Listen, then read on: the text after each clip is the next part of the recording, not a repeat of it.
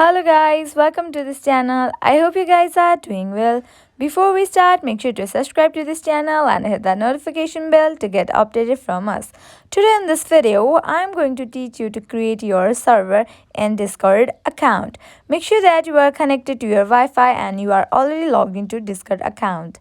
Now let's get started. Open your Discord app. Here we go. Your profile appears. At the bottom, you can see different options. Tap on left corner at the bottom option. Here I go. Now at the left corners you can again see different options. Tap on plus icon. Here I go. Here you can see create your server option. Here you can create your own server or also you can use any template. Here I will be using artists and creators. Here I go.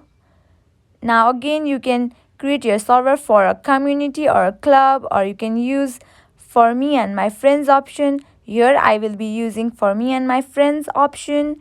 Here I go. Now you can name your server here.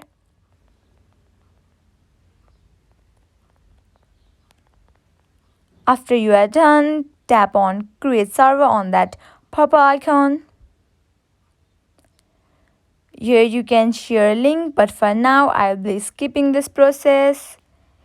In this way you can easily create your own server.